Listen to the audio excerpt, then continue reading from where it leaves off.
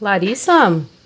Oi, querida. Oi, querida. Nossa, eu fiquei preocupada com você. Eu vi nas notícias aí que você saiu do Brasil, é isso mesmo? Sabe o que aconteceu, Maria? Naquela carta... Larissa Bombardi é professora da Faculdade de Geografia da USP, a Universidade de São Paulo. Você tá aliviada de ter fugido. Um grande alívio de ufa, agora eu posso falar, sabe? Agora eu posso falar sossegada, agora eu posso mostrar o resultado da pesquisa. Larissa tem 49 anos, é loira, de olhos claros. No início de abril, ela pegou seus 2 filhos pequenos e foi morar na Bélgica, mesmo sem ter conseguido um afastamento oficial da USP. Divorciada, Larissa está sozinha com os filhos e longe da família. A razão da fuga? Larissa estava prestes a publicar uma nova pesquisa sobre agrotóxicos. O agrotóxico é aquele produto químico que mata pestes em plantações agrícolas. A questão é que a pesquisa da Larissa revela uma série de problemas que esses produtos causam à saúde. E por isso, o trabalho dela incomoda uma poderosa indústria que usa esses produtos: o agronegócio brasileiro. Tem todo esse conteúdo que eu tento esconder um pouco das crianças, mas eles acabam percebendo, né? E aí eles perguntam por que a gente está fugindo do Brasil. As crianças já sacaram, né? Ah, é por causa do seu trabalho, mamãe. Ah, é por causa dos agrotóxicos, né? Eles sacam, né?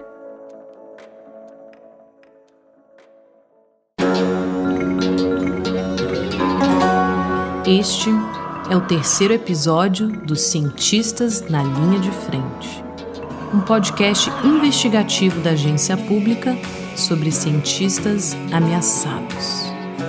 No último episódio, falamos dos cientistas que coletam dados sobre o desmatamento da Amazônia e que sofreram ataques do presidente da República. Desta vez, vamos falar de uma perseguição diferente.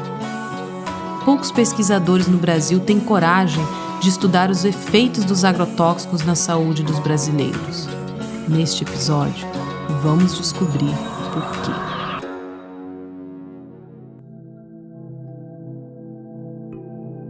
Não foi por acaso que a Larissa Bombardi começou a estudar agrotóxicos há 11 anos. O que aconteceu é que eu engravidei. E o alimento passou a ser uma coisa fundamental. Eu me dei conta de que eu não comia bem quando eu estava grávida. A partir daí, Larissa passou a pensar 2 vezes sobre a comida que coloca no prato. Pensa na laranja ou na alface que você come. Ela é pulverizada com um tipo de veneno. Ele mata os bichinhos que atacam plantações, mas um restinho acaba ficando nas frutas e verduras que a gente come. No Brasil, milhões de pessoas sofrem o que a Larissa chama de exposição crônica aos agrotóxicos. Por que exposição crônica, né? Porque a gente permite limites de resíduos de agrotóxicos no Brasil, que algumas vezes são dezenas de vezes superiores aos limites permitidos na União Europeia, centenas de vezes e até milhares de vezes superiores. Então, é como se a gente dissesse para nós mesmos que somos cidadãos de segunda categoria. Larissa é autora do Atlas Geográfico do Uso de Agrotóxicos no Brasil e Conexões com a União Europeia. O livro ficou famoso por mostrar como agrotóxicos produzidos na Europa, onde o seu uso é proibido, acabam sendo vendidos para o Brasil. Hoje, o Brasil é o 2º maior consumidor de agrotóxicos proibidos na União Europeia. O apetite do mercado brasileiro para esses produtos fica atrás apenas dos Estados Unidos. A Larissa diz que eles trazem muitas consequências. Muitas vezes uma substância ela traz mais do que um efeito. Uma substância pode ser ao mesmo tempo carcinogênica, ou seja, provocar câncer, e ser um disruptor endócrino. Ou seja, alterar os hormônios do nosso corpo. Algumas substâncias ainda podem causar a malformação dos bebês na barriga da mãe. Olha, o Brasil, nos últimos 10 anos, contabilizou mais de 50 mil pessoas intoxicadas com agrotóxicos de uso agrícola. 20% disso são crianças e jovens de 0 a 19 anos. uma pessoa a cada 2 dias morre intoxicada com agrotóxico de uso agrícola no Brasil. É muito grave.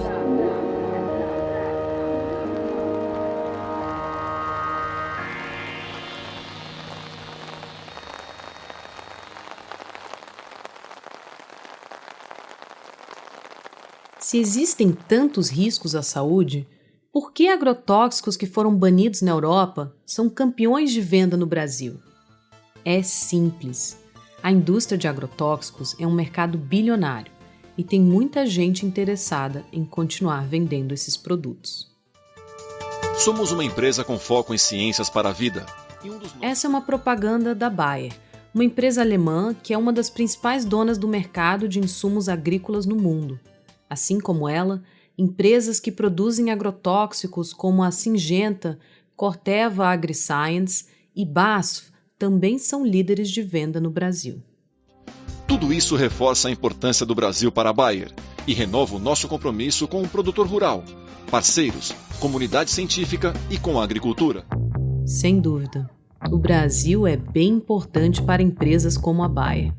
Afinal, estamos entre os países que mais consomem agrotóxicos no mundo. O governo de Jair Bolsonaro tornou 2020 o ano com o maior número de aprovações de agrotóxico na história. E o agronegócio brasileiro lucra com isso tudo. Essas químicas matam pragas, o que aumenta a produção e gera mais dinheiro no bolso dos grandes agricultores que dominam o mercado. Larissa diz que quem levanta dúvidas sobre o efeito que esses produtos têm na nossa saúde acaba sofrendo represálias. Tem vários pesquisadores da minha área que foram processados, que foram, de alguma forma, perseguidos, proibidos de falar e etc. Isso no mundo todo, isso é uma verdade no mundo, de cientistas que trazem uma novidade ou discutem algo que está relacionado a um interesse econômico muito grande e acabam sendo perseguidos. Uma das principais responsáveis pelas mentiras, pelas fake news, pelos mitos criados sobre agrotóxicos no Brasil, vem da professora Larissa Bobardi.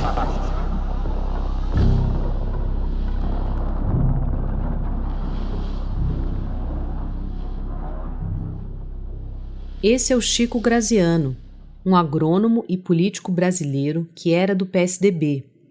Hoje, ele é professor na Fundação Getúlio Vargas, a FGV, e é secretário do Meio Ambiente de Ilhabela, em São Paulo. Em janeiro deste ano, ele postou este vídeo no YouTube. Dizer que 2,4-D é cancerígeno é pior do que você achar, né, que tomar água faz mal. Porque se você tomar água ou comer sal em excesso, também pode te dar um problema de saúde. O 2,4-D é um herbicida muito comum no Brasil, usado em plantações de soja.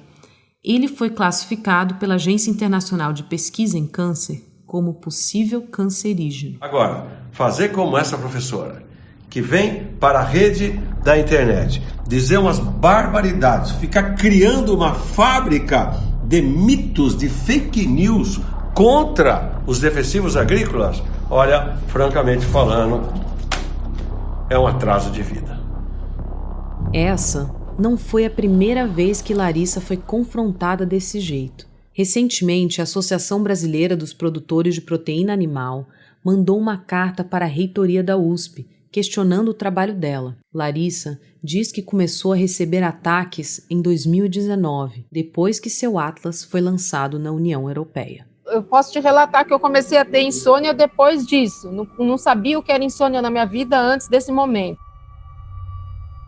Foi em julho de 2019 que Larissa percebeu que não se sentia mais segura morando no Brasil. A ficha caiu um dia quando Larissa foi fazer um trabalho de campo no interior de São Paulo com seus alunos. Chegando lá, ela recebeu um alerta de uma liderança contra o uso de agrotóxicos no Brasil que pratica agricultura familiar na região e que está acostumada a sofrer perseguições. Ela disse, olha, você trabalha com coisas muito sensíveis, isso não é fácil aqui no Brasil, você tem que tomar cuidado com a sua rotina, cuidado com os caminhos que você faz.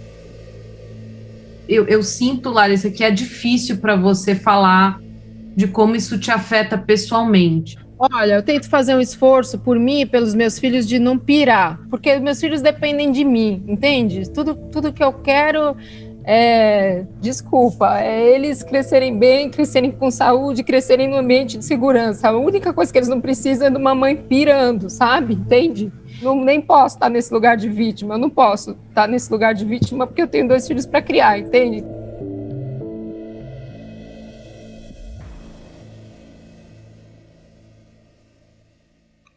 Larissa não está sozinha. No final deste programa, vamos conversar com outro cientista que se sente ameaçado e que foi demitido. Mas antes, vamos conhecer mais sobre um agrotóxico em particular.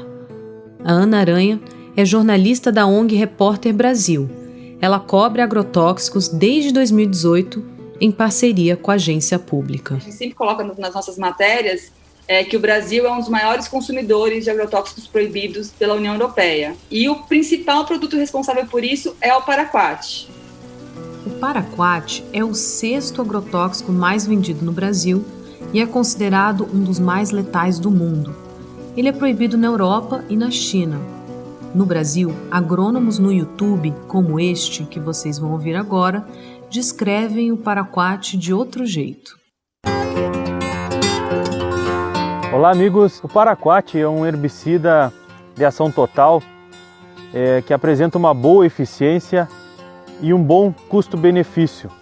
A Agência Nacional de Vigilância Sanitária, Anvisa, decidiu que o paraquat seria banido no Brasil em setembro de 2020, por ele estar associado ao desenvolvimento de mutações genéticas e à doença de Parkinson.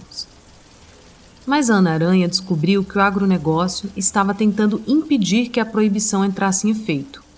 Uma reportagem da Ana, publicada pela Agência Pública e a Repórter Brasil, revelou que grupos ligados à indústria dos agrotóxicos fizeram mais de 20 reuniões com a Anvisa para discutir o assunto.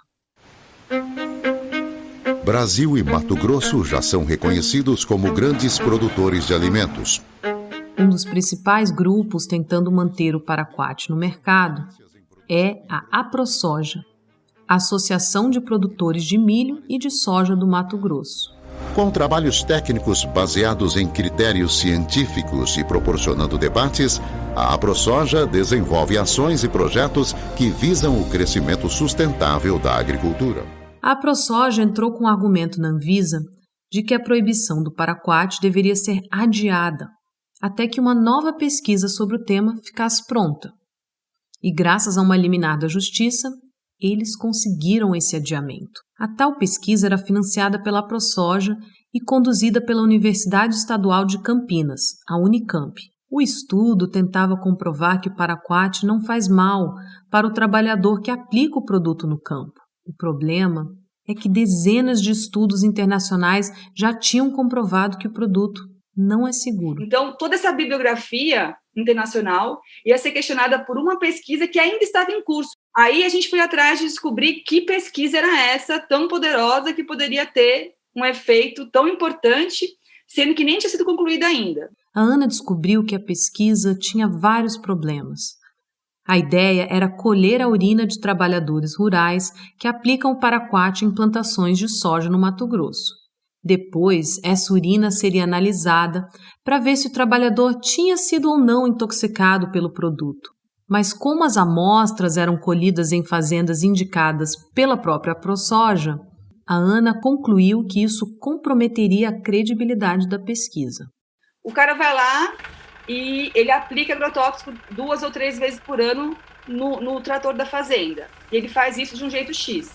Aí, no dia que o pesquisador vai lá colher a urina dele, ele pode ser orientado pelo gerente dele a fazer de um jeito mais rígido, a fazer de um jeito mais cuidadoso, para que se tenha certeza que o paraquat não vai aparecer na urina dele. Além disso, existia outro problema.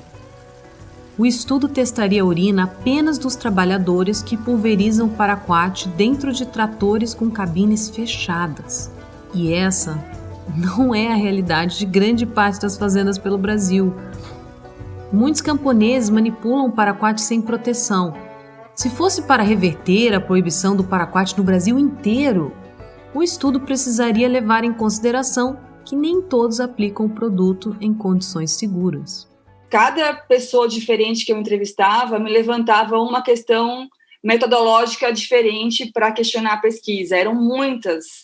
Mas para Ana, o maior problema com o estudo é que ele nem sequer contemplava o efeito que o paraquat poderia ter nas pessoas que moravam no entorno. Trabalhadores que fazem a manipulação dessa soja depois da colheita, pessoas que moram perto da fazenda. Então, todas essas outras pessoas não estavam sendo pesquisadas. Quem são essas pessoas? E o que pode acontecer com elas quando entram em contato com os agrotóxicos? Vamos conhecer agora a história de um camponês no Paraná que foi exposto ao paraquat.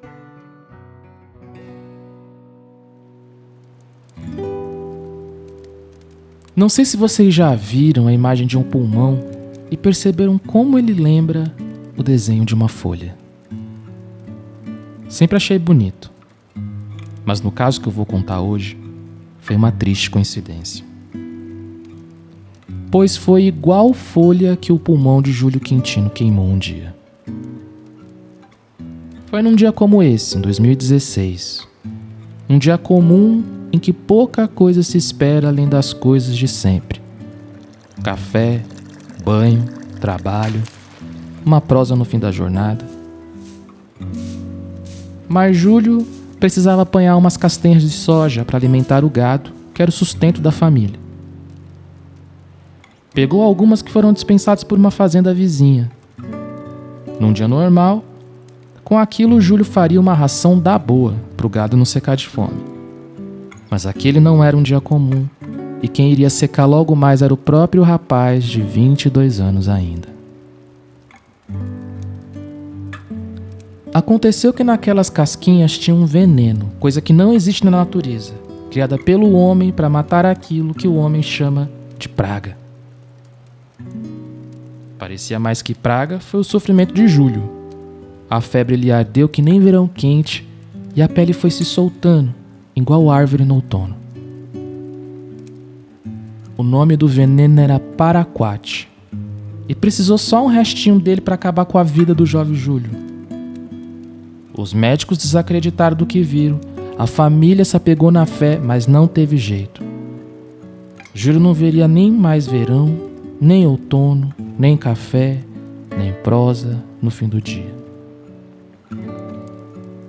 Para José Quintino, seu pai, sobrou a tristeza difícil de colher.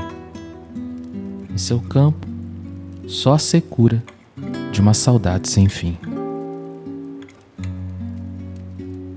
Olá, eu sou Ricardo Terto. Essa história que você acabou de ouvir realmente aconteceu e foi retratada em uma reportagem da Agência Pública. O link está na descrição do episódio. –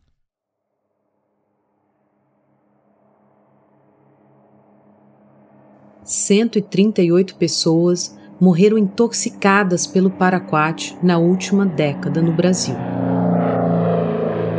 O produto é tão perigoso que apenas um gole mata.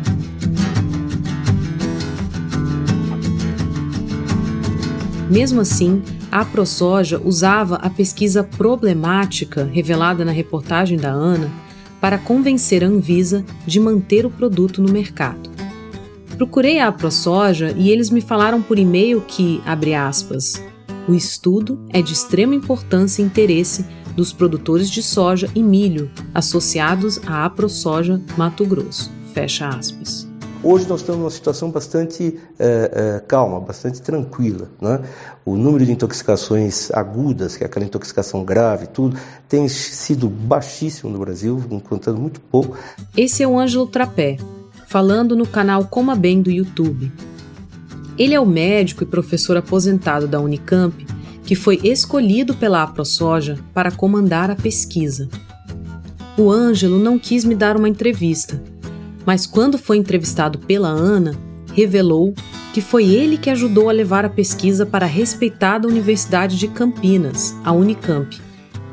Quem conta essa história toda pra gente é o cientista João Ernesto de Carvalho.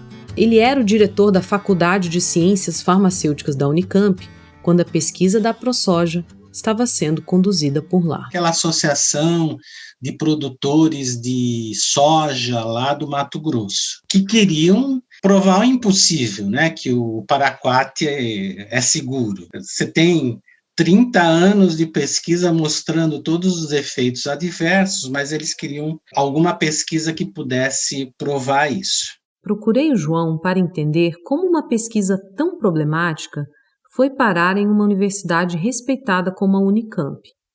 A pesquisa da ProSoja tinha sido reprovada 2 vezes pelo Comitê Nacional de Ética em Pesquisa, um órgão do governo que avalia estudos científicos. Segundo a reportagem da Ana Aranha, a ProSoja procurou o Ângelo e pediu para ele reformular o estudo rejeitado e apresentar uma nova versão para a universidade. E aí o Ângelo, o que ele fez? João diz que Ângelo fez uma parceria com um professor dentro da Faculdade de Ciências Farmacêuticas da Unicamp. E ele sugeriu a esse professor que esse professor fizesse a pesquisa, orientasse uma tese nessa área. O professor tinha uma aluna que topou fazer a pesquisa da ProSoja como tese de doutorado. Eu confirmei essa informação com a aluna e com o professor, mas os dois me pediram para manter seus nomes fora deste programa. Passou pelo programa de pós-graduação, como milhares de teses, né? Analisaram, tá, tudo bem e tal, e ninguém sabia das implicâncias que existiam por trás dessa história toda. Mas essa não era a primeira vez que essa aluna e este professor faziam uma pesquisa dentro da Unicamp com apoio do Ângelo e da ProSoja. Eles já tinham feito um estudo parecido com o agrotóxico mais letal do mundo, o glifosato. Quando Ângelo sugeriu que o professor e a aluna fizessem algo similar com o paraquat, a universidade aprovou o novo estudo sem pensar 2 vezes e ainda deu R$5.000 para tocarem a pesquisa. Nesse caso, o mais importante de tudo era o nome da Unicamp. E porque a hora que aparece o nome, vai aparecer lá a Unicamp, né? Uma das melhores universidades do país, da América Latina, e isso tem um peso. E o que aconteceu depois? Bom, assim que a matéria da Ana Aranha saiu em julho do ano passado, o Comitê de Ética da Unicamp suspendeu a pesquisa e a Faculdade de Ciências Médicas publicou uma nota de repúdio. O professor que topou fazer a parceria com o Ângelo me disse que está sofrendo uma sindicância da universidade. Ele me contou pelo telefone que não fazia ideia de que a ProSoja estava se aproveitando da pesquisa para fins políticos, como ele mesmo colocou. E ainda diz que se sentiu usado pelo Ângelo. Mas e o Ângelo? Alô? Oi, Ângelo? Alô? Sim? Oi, Ângelo, boa tarde. Ele não quis conversar comigo, mas chegou a dizer pelo telefone que, abre aspas, a decisão da Anvisa já foi tomada, então não me interessa mexer nisso não, fecha aspas. No final, a Anvisa decidiu manter a proibição da venda do paraquat, mas deu mais 1 ano para o uso. A jornalista Ana Aranha diz que essa extensão é bastante problemática. Pois é, e aí você pensa todo esse debate, toda essa repercussão, a pesquisa sendo suspensa pela Unicamp, e lá na ponta o trabalhador continua usando. E as pessoas do entorno continuam sendo impactadas, e a água continua sendo contaminada.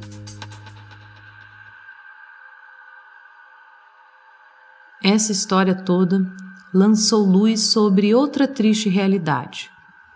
Quem estuda agrotóxicos no Brasil vive uma disputa constante. Pesquisadores em universidades me contam que muitos alunos têm deixado de estudar agrotóxicos por medo de serem perseguidos.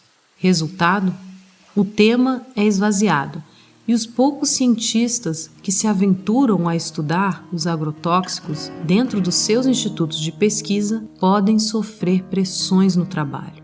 Esse é o caso do Vicente Almeida. né, os pesquisadores na área de impacto ambiental perdendo seus espaços, perdendo seus projetos, né, e sendo perseguidos. Silencia, né, porque o grande objetivo dessa violência é o silenciamento.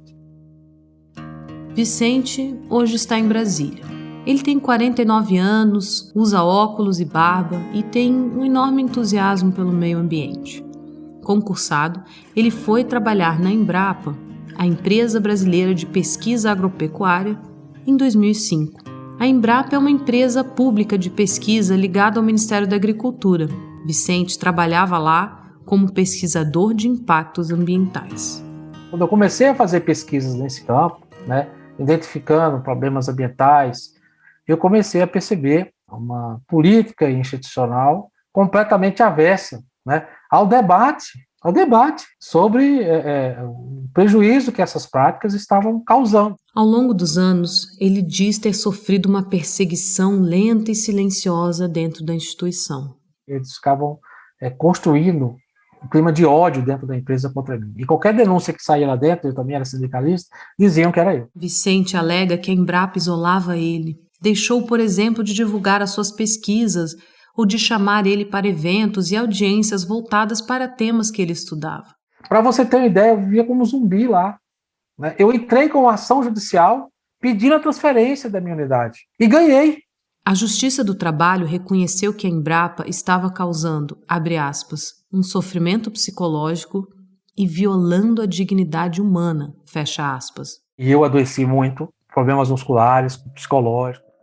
Mas a gota d'água que entornou o balde chegou em 2018. Um ano depois de pedir para ser transferido de setor, Vicente publicou um estudo sobre alimentos geneticamente modificados, os chamados transgênicos. O estudo teve repercussão internacional. Eu consegui publicar um artigo científico comprovando aquilo que todo mundo já sabia, de que a adesão aos transgênicos não só não reduziu o consumo de agrotóxicos no Brasil, como aumentou o consumo de agrotóxicos no Brasil. Logo depois que o estudo saiu, Vicente recebeu uma carta da empresa dizendo que ele tinha sido demitido. A carta diz que Vicente foi despedido por demonstrar desídia, indisciplina e insubordinação.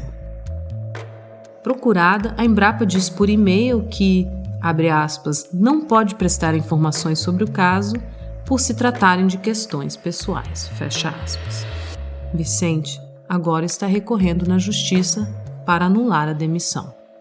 A ideia comigo já não era mais só silenciar. O objetivo era minha cabeça na bandeja, minha incapacitação completa, física, psicológica, era esse o objetivo.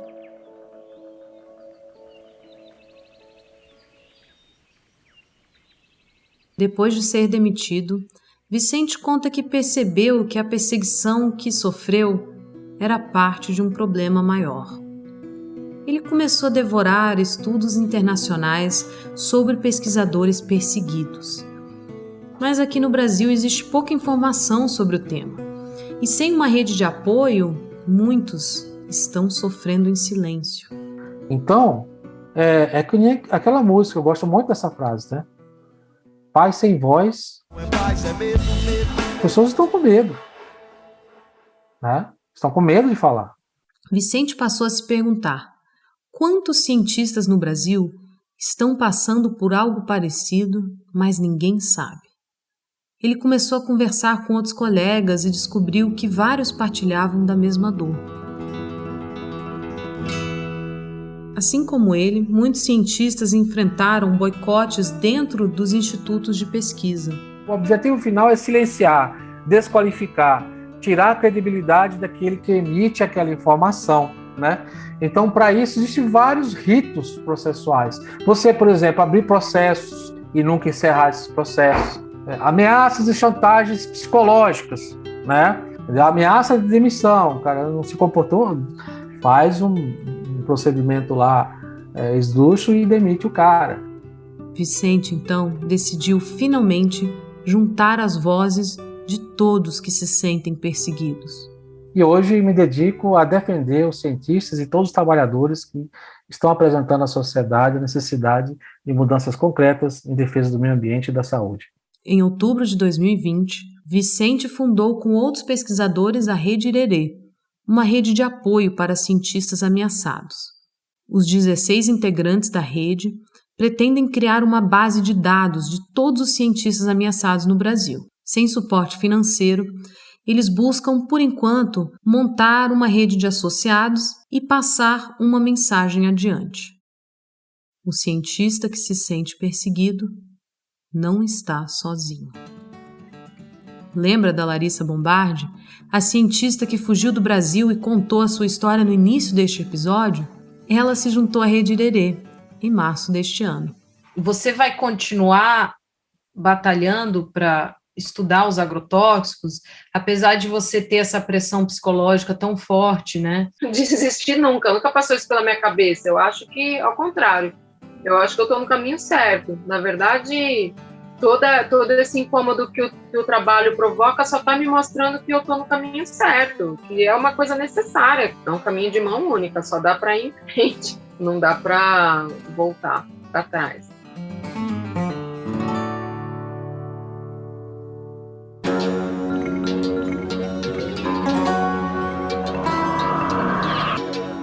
Este é o Cientistas na Linha de Frente.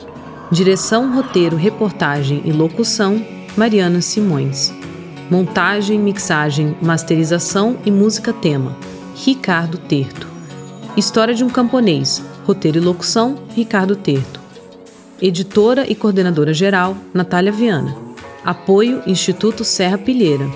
Consultora de roteiro, Gisele Regatão. No próximo episódio... E aí ele deu repercussão que o caso não tinha. Uma multa por pesca irregular leva a uma história curiosa de perseguição, envolvendo o presidente da República, Jair Bolsonaro. Nesse momento, ele passa a ter ódio da questão ambiental.